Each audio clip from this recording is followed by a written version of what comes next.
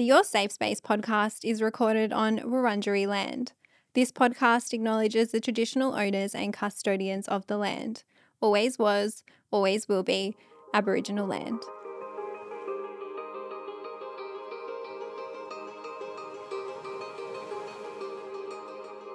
Welcome to Your Safe Space, the podcast. I'm your host, Adele Marie, and this podcast is here for you. It is a safe space for us to catch up each week to discuss anything and everything. And on today's show, we are talking about love languages. Happy Sunday. Guys, I'm so keen for this episode. I really wanted to do it for quite a long time. And last week, you tied the boundaries and the love languages. So I thought, I'm not going to poll you again. I'm just going to give you the love languages. And yeah, I'm excited to get into it. So I'm also happy that you've come back. Thank you for spending your Sunday morning with me. And I want to know, how has your week been? What has been going on in your world? As always, we usually start the podcast with our struggles, our highlights, and our gratitudes. I'll get to that in a second. But we are well and truly into March. And what the hell? Where has the year gone? Where is February going? February was a lot for me, so I am happy that it is a new month, and I think a lot of my struggles and highlights are directly related to this, so let's get into it. As always, every single Monday, I will put up a post in the Facebook group, and I literally will say, this is your journaling for the day. Leave it in here. I love reading it. And this week, I want to say a happy birthday to one of our listeners. So Michaela commented on the post this Monday, just a couple of days ago, and she commented that it was her birthday on Sunday. And so happy birthday, Michaela. I won't always do shout outs from that post, but I read the comments and I genuinely read them. And I'm so grateful that you guys put effort into it. And I'm so grateful that you interact with me because it helps me get to know you. And you might find that I call something out on the podcast one day, but I'll give you mine. I want you to hold space for yours. You can hold space in your mind, or you can grab out a journal and write it down while I'm telling you mine. I'm actually going to start with the bad first. I'm going to give the bad first and then end on the high. So my struggle. You guys would have heard over the last couple of weeks that I had been feeling a little bit lonely. On top of that, I have been feeling quite a lot of grief and quite a bit of anxiety. And it's just been brewing away. And on top of that, dealing with severe PMS. And because of that, I'm just in a very sensitive state. And there's been a lot happening. You know, I had the funeral last week for my dad's uncle. We changed podcast studios. Sam was away on holidays. I haven't really been on any dates. I've been missing some of my friends. And I've also been panicking hard about the fact that I'm turning 30. And I wish that I wasn't. And I was a little bit heavy on myself that was bothering me so much. And I think all of these kind of compounded and built up. And what I noticed is little things that maybe wouldn't bother me when I'm feeling happy and healthy were probably starting to get to me. And I'll give you a really good example. So on Sunday, and you guys may have seen my TikTok about this, but we had our insulation replaced in the roof. When we did that, we had to take everything out of the roof out. And we were using the roof as a storage system for the last 29, 30 years. Up there in the roof was a lot of things that my mum had kept, a lot of things that I had kept. I had my old journals, which fucking broke my heart to read. I was too sensitive to do this activity on Sunday, and it just happened this recent Sunday. But I had found my Barbie dolls, I had found my Furby, I found my baby born, and I was really sensitive, and that activity just triggered a lot of stuff for me. And I think because I was already so conscious about the fact that I'm turning 30 and about the fact that I'm grieving the time that has passed, and then all of this stuff was serving as a reminder that all this fucking time has passed. And it was beautiful, very wholesome, but it really hurt me. And so I guess it all came to a head on Monday when I finally had therapy. And therapy is my highlight, so they're all intertwined with each other. But I had moved this therapy appointment twice. I moved it last week because I was in Sydney. I was meant to see my psych in Sydney, but the event that I was at ran over, and then I moved it the week before because I was coming to record at this podcast studio. So when I moved it, I wasn't worried about moving it. I was fine. I was in this holding pattern of like, just get to the end of February. It'll be okay. It'll be okay. And then come Monday, I was like, oh my God, I need to fucking cry. Also had like the biggest pimple on my chin from my PMS. Everything was annoying me. And I had the appointment and I did in fact need it. I had a very good, solid cry to my psych. And I really just think I needed to talk to somebody. I'm very good at validating myself, guys, but I think because I kept saying to myself, just hold it together until March, just hold it together until March. I was trying not to like unpack any wounds or rip off any Band-Aids. I was like, just keep holding it down until then. And I almost made it. I would say we had the cry on the 27th, so I nearly made it to March, but I felt so much better after that. And I guess just a reminder that, you might be feeling okay, you might be holding it down, but it's okay to talk to people about it. It doesn't necessarily have to be a psych. You can even talk to your friends or your family. Journaling for me wasn't really helping in this circumstance just because there was a lot of pressure at once. And she gave me some practical tips that I can implement and hopefully work on in March. And I guess she is also my gratitude, even just in accessing therapy. Like that is my gratitude. I am hyper aware that I'm very privileged to be able to access it and that I'm in a position to pay for it. It is still expensive. I'm on a mental health care plan, but it is still so fucking expensive. My mental health care plan actually expired. So I will go back to the GP to get a review, and I still pay out of pocket even with the mental health care plan, but being able to afford that out-of-pocket cost is something I'm so grateful for. And I've actually been seeing her for 3 years come July, which is wild. Probably my longest relationship.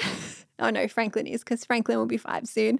But she really does help me keep it together. So I'm very grateful for her. And I think on that, we left the struggle, highlight, gratitude on a high. Take a deep breath, everybody. I'm okay. I am okay. I did post a photo on my Instagram after therapy that I had been crying. And people were like, oh my God, are you all right? And I'm fine. I just wanted to do that because sometimes I think people assume that like I'm always happy or I'm always positive. And I always get asked, how are you so happy all the time? And I'm like, fuck, I'm not. If you listen to this podcast, if you watch my YouTube channel, I'm not. I think maybe on Instagram, because it's just like photos, it's a little bit harder to see that depth to it. But yeah, it's okay to have bad patches. It's okay to have shit emotions come up, or uncomfortable emotions. I shouldn't call them shit. Well, they are shit. But yeah, we will make it through. It's just a rough season. Now, we're going to get into the show. Today's show is a juicy one. I'm going to unpack the concept of love languages and give you some of the psychology behind it. I'm going to tell you what mine are. I'm going to tell you what yours are because I got your help for this episode. And I will explain to you how you can figure yours out if you don't know them. I'll then also talk about how our love languages impact our relationships, including the one with ourselves, and I will then get to some community thoughts. We had lots of questions for this episode, and I have tried to answer them throughout the content. And yeah, without any further waiting, let's jump into what the love languages are. So the term love language refers to the way that a person prefers to express love and receive love from a partner or others. This concept and term was introduced by author and counselor Dr. Gary Chapman, who proposed that there are 5 specific love languages. The 5 love languages are words of affirmation, quality time, physical touch, acts of service, and receiving gifts. It is also important that I mention that love languages do not just apply to romantic relationships. They can apply to platonic relationships, and they also apply to the relationship that you have with yourself too. The other thing to note is that they may change over time. They may change as you move through life. And you can also have different love languages in the sense that you may have a different love language for how you receive love, and then you may have a different love language for how you give love. That came up quite a bit too. And we may all have a primary or secondary love language, and vice versa for your partner or anybody else in your life. And so I'm going to unpack each of these a little bit more with some examples and some of the psychology behind it. So the first one, words of affirmation. These are verbal expressions of love. Verbal expressions of appreciation and encouragement. either spoken to you, written to you, or even in a text message. If you relate to this love language, you may like hearing compliments or told that you are appreciated. And when you are told, I love you, that may make you feel really good. And you may also feel really positive when you are encouraged or praised by others as well. If this is your partner's love language, it could be telling them how much you appreciate them. It could be leaving them a little note. For a friend, it could even be to text them to let you know how much you appreciate the friendship or congratulate them on their success. Even yesterday, literally the day before I'm recording this, I was at the gym and my friend Steph sent me a text and she just said, I'm so proud of you. Like, you've made it through Feb. You had a lot on your plate. You're doing amazing. If you need anything, let me know. And I got the text. I was like, oh my God, I fucking love you. She didn't need to do that, but that was her, or an example of her showing that to me. And the science behind this love language, which I love because you guys know I'm a science-based girly, but speaking and hearing positive words more often than negative ones can activate the motivational centers of our brain, which will encourage us to take more positive action more often. So it really is more than just a good feeling. It really is helping you feel better and live better. The second love language is quality time. This refers to intentional, uninterrupted, and undivided attention. It also means like meaningful conversations and activities. So if you relate to this love language, you may prioritize making plans with others and making time for them in your calendar. You may also feel disconnected when you don't spend time with the people that you love, whether that's your partner or your friends or your family. Some examples of this love language, if you're wanting to show this to a partner or show this to friends or anybody else, scheduling regular date nights. Maybe it's having a non-negotiable weekly date night. Maybe it's taking a couple of minutes in the morning or at night just to check in with each other, ask how their day was, or ask what's going on today. Maybe it's not touching your phone when you're in the company of somebody else. I know that when I go out for breakfast with my friends, aside from filming a little clip for my daily vlog, phones are down. When I'm with somebody, I'm giving them my undivided attention. It also means scheduling time to see your friends no matter how busy you are. And it also looks like actively listening when people are speaking, holding eye contact. I think for me, because this is one of mine, but I think for me, this love language is about staying present, staying very present in the moment, which I love too. And then we have physical touch, which is the third love language. And this refers to physical expressions of love and appreciation. And I have to say, consensual physical touch, right? And this will look different depending on the situation or the relationship. But if you relate to this love language, you might describe yourself as a touchy-feely person. You may also feel most loved when you are embraced or when you are touched.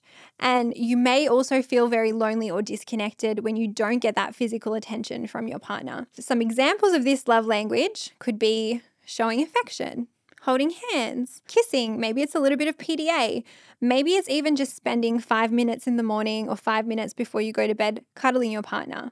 It could be prioritizing sex. It could even be using touch to comfort somebody, a hand on their shoulder or a hand on their back. And obviously, again, consent is big here. Only touch people that want to be touched. I'll say that for a second time. And the psychology and science behind this one is so cute. So one study references that touch is actually the first sense that we experience as babies, which is so true.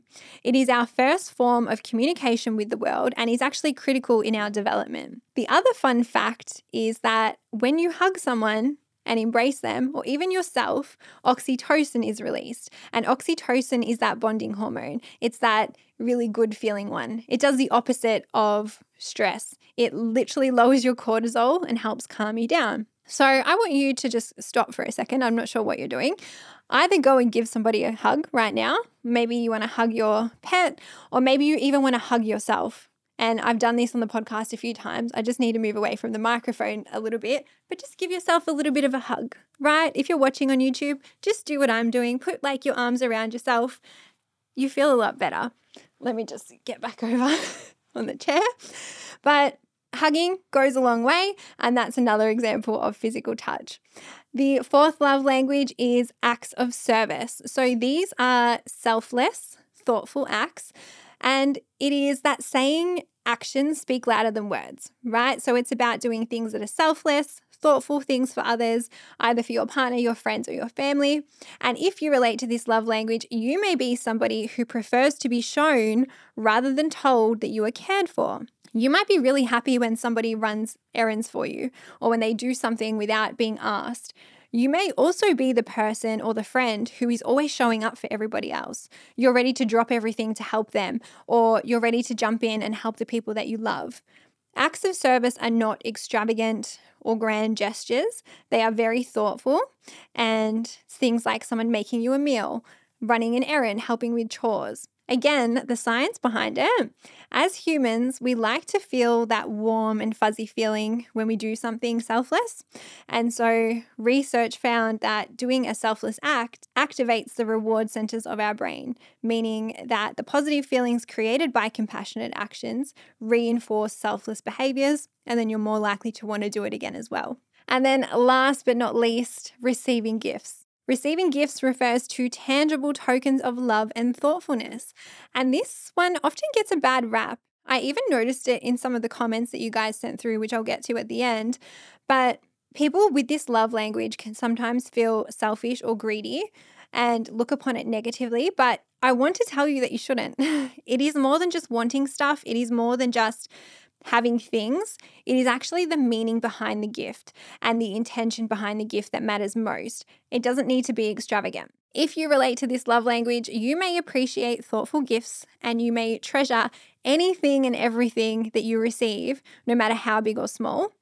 You might also be somebody who remembers every single gift you've ever received because it made such an impact on you. And if you are giving the gift, you also really take your time to make sure it's perfect and you put in a lot of energy when you are choosing a gift for somebody. Some other examples of this love language are choosing gifts based on inside jokes or shared memories or things that you know the person loves. I'll give you guys a quick example. One of my exes was obsessed with a football team, like obsessed. And he had a big milestone at work, and I got him these like custom cookies with the football team like colors and like the football team logo on it. And he loved it. Very small gesture. They were just cookies, but he actually just loved that I had them customized. It could also be picking up their food, their favorite food, picking up a bunch of flowers, or picking up whatever else is a surprise. And my last example, I'm going to use, I had such a laugh when I did this, but I'm going to use one thing as an example to explain all 5 love languages. So for this, imagine an Oreo chiller. You guys know I love them. For words of affirmation, it would be, your Oreo chiller tastes delicious. For quality time, it would be, let's go get an Oreo chiller together. For physical touch, it would be, let me hold you like I carefully hold my Oreo chiller. For acts of service, it would be, I made you this Oreo chiller from scratch. And then for receiving gifts, it would be, I went and picked up this Oreo chiller for you. So you can see how it kind of works in every different way with that example. I just thought that made me laugh. I actually saw someone else do that with a coffee and I was like, what can I use instead of coffee? And I used the Oreo chiller. Now, if you don't know yours, you can figure it out. The easiest way to do it is to do a test. There's so many online. I will link one of them in the show notes so you can click on that and do that. And I also polled you guys for this episode. So I want to go through some of those results. So we ran these polls on the Your Safe Space pod Instagram. Please give us a follow over there. I think I will do more polls for the episodes too because I love having your input for the show. But I did ask you guys if you knew your love language, and 75% of you said yes. 23% of you said no, and 2% of you said that you didn't even care. Which is fine. I'm not telling you you have to care about it. Of those of you who did know, I asked you if you knew what yours was. So I split the polls over 2 pages because Instagram only lets you do 4 options in the poll, which is very fucking annoying. But I'm going to show you both pages now, or I'm going to explain to you both pages now. So the percentages may be off, but I'm going to give them all. If you add all these up, they should add up over the both pages. I hope that makes sense. Anyway, words of affirmation. 38% of you voted that that was your love language. Quality time. 37% of you voted that that was your love language. Physical touch, 25% of you voted that that was your love language. Acts of service, 29% of you voted that that was your love language. And then receiving gifts, 9% of you voted that. 32 of you did say all of them, and 9% of you said none.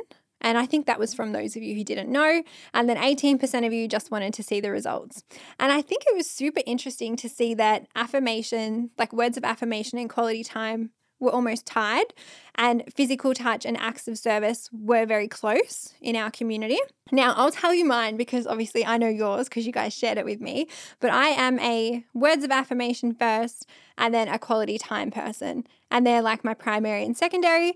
And sometimes I think I've had other love languages be my primary and secondary, and I've noticed that depending on what I'm going through or depending on like where the relationship's at, depending on if I'm single, it can change, which I think is okay. And sometimes I also feel like I'm all of them as well, which I think is also okay too. Now, the other thing I want to mention is that words of affirmation and quality time are how I like to receive love languages. But I noticed that my default for how I give it is actually gifts, which is so strange because that's not what I like to receive. What I have done is once I've known what my partner's is, or once I have had a chat about it, I then make a conscious effort to show them love in the way that they receive it.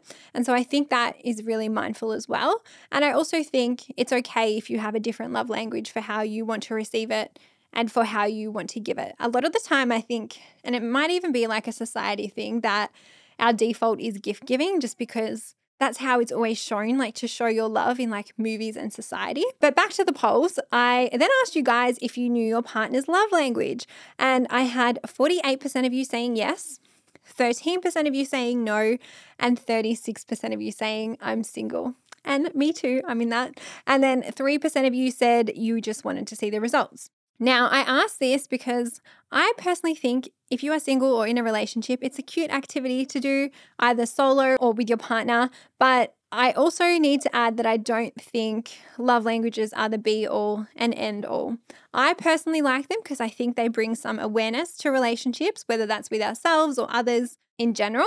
But the first time I actually heard about them, I was in my early 20s. I think I was 22 or 23 at the time, and I was in a relationship with somebody then. And I remember I did the test. I think my best friend Suze had done it as well at that time.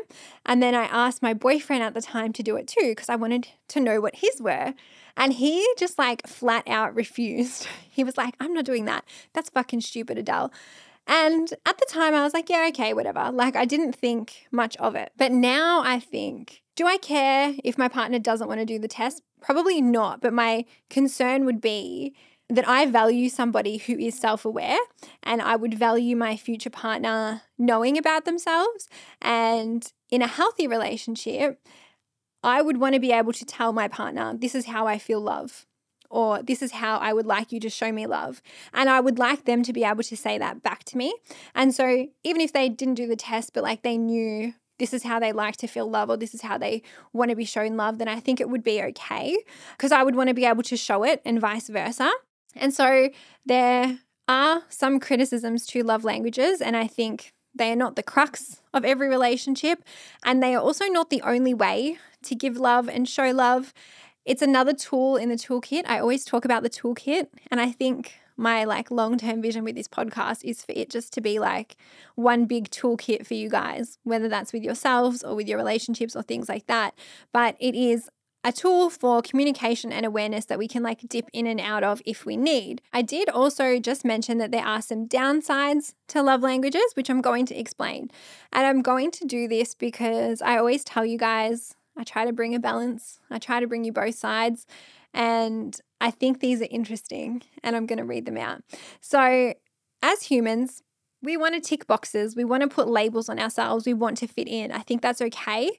And I know that some of us may resonate quite strongly with some of these love languages, but there will be people listening to this who don't resonate with any of it. And that is also okay. And the other thing that's important to mention is when these were invented, it was a very different time in culture and society. They were written very focused on het couples and adhering to very outdated gender stereotypes. There was an article written in 1995 by Dr. Gary Chapman, who was the person that basically invented these. And one quote that he included was this: "Isn't it sweet when every day your wife has the breakfast table set with scrumptious food so you can get a good meal before you go to work?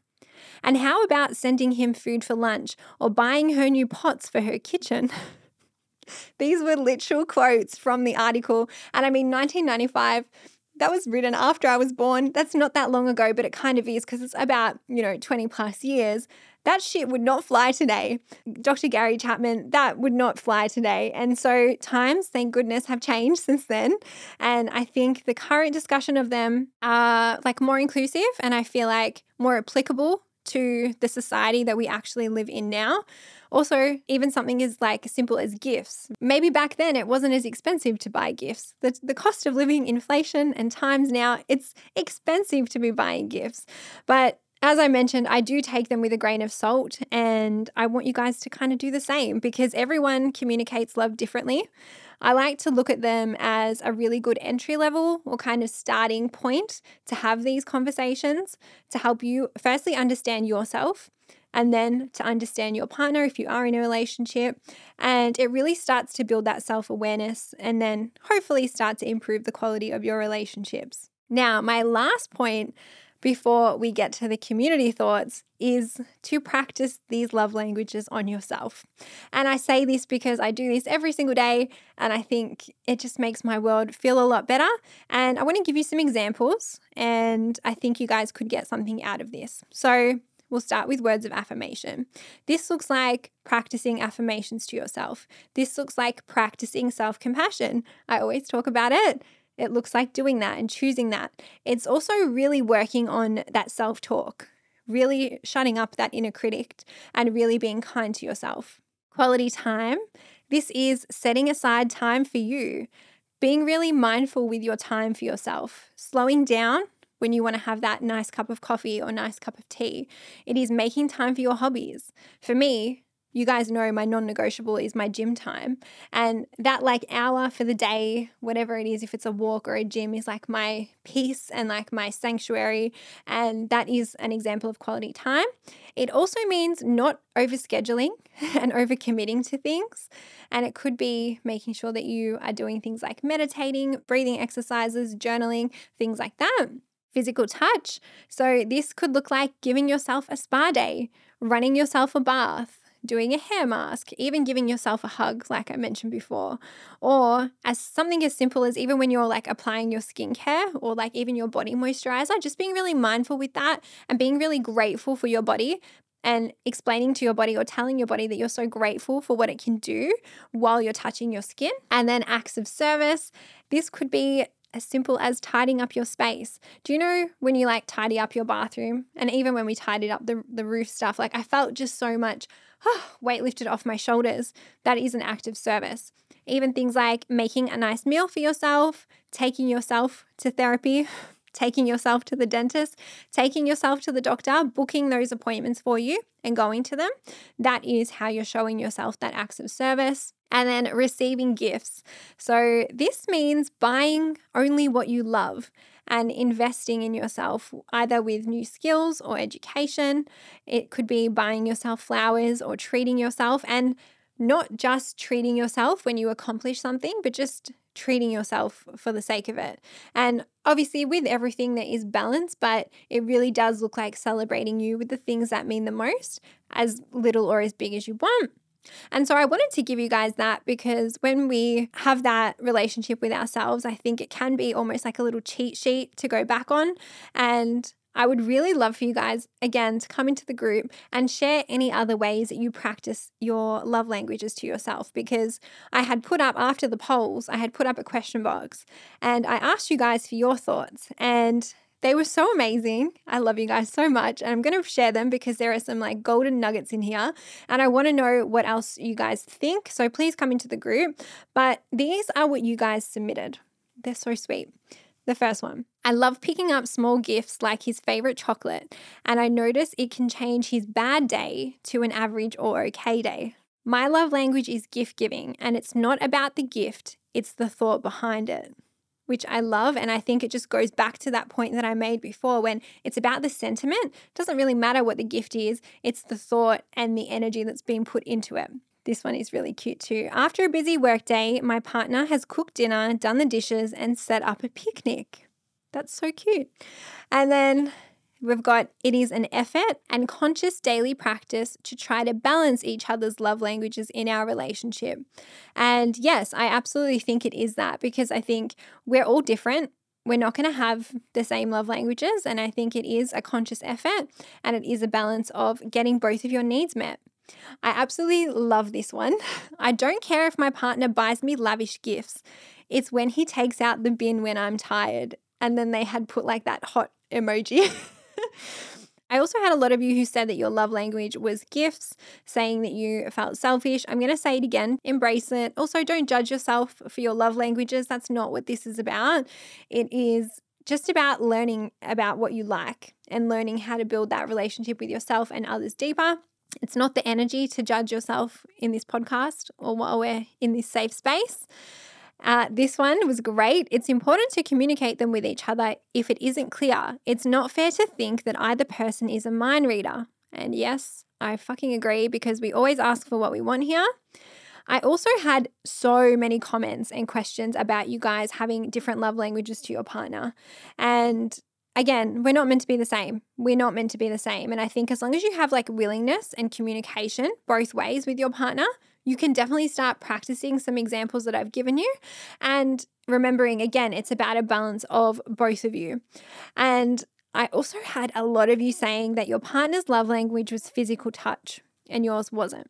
I feel this because for me, physical touch is like last on the list. And I have had it come up in like past relationships and almost sometimes be an issue. But again, it was a conscious effort for me to show up in the way that they needed, and a conscious effort for me to realize that this is how they feel loved and this is how they want to be shown it. And so I think when you are in that partnership, you obviously want to make sure that your needs are being met and that you are meeting your partner's needs. And so there's a great example that I'm going to give you, and I actually had a listener DM me. I'm not going to say her name because it is personal, but she wrote this and it made me want to cry, maybe because I'm PMSing, but it's beautiful. My partner's love language is physical touch.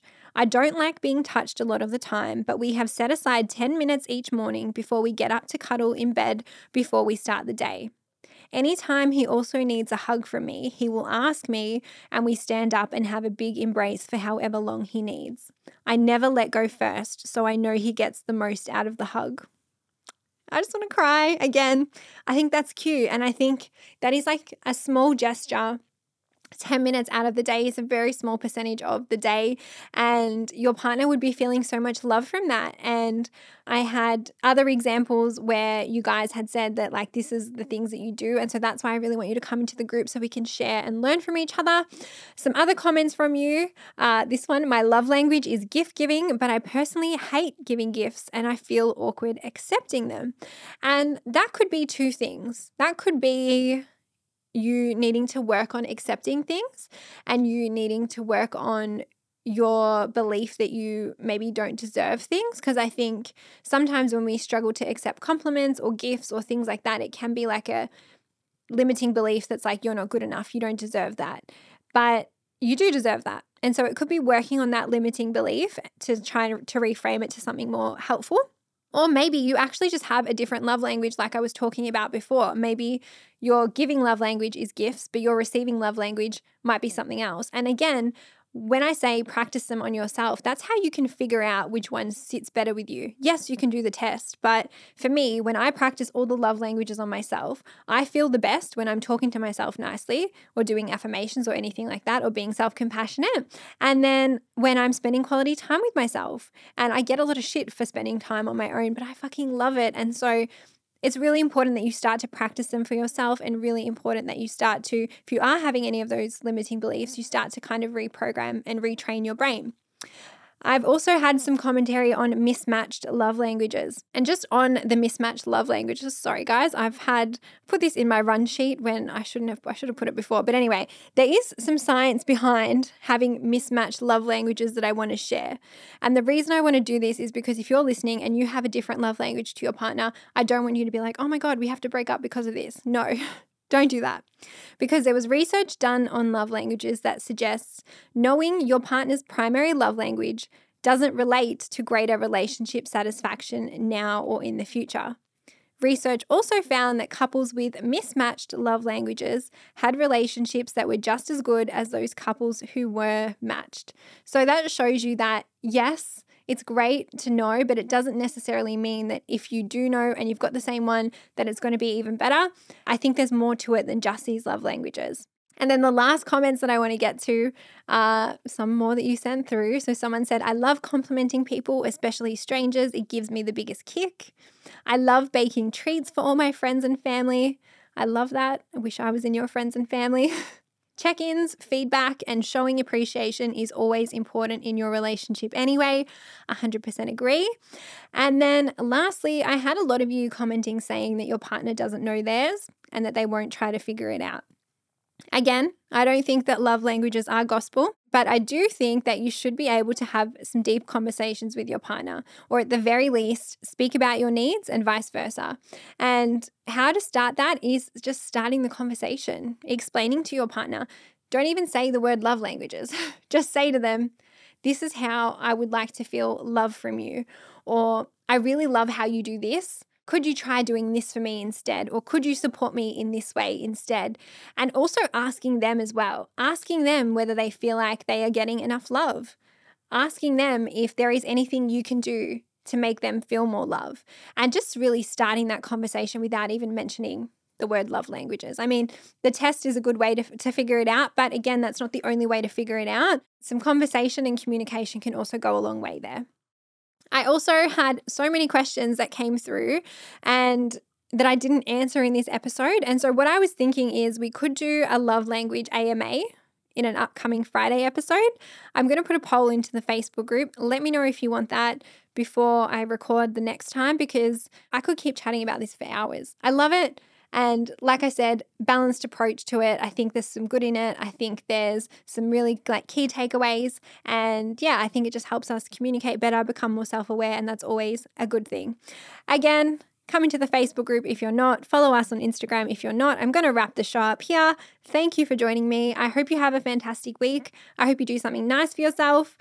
Leave me a review on Apple or a rating on Spotify. Share it to your story and tag us. I love seeing where you guys listen, and come and share your highlights, gratitude, and struggle in the Facebook group. Have the best week. I'll see you next time. Bye.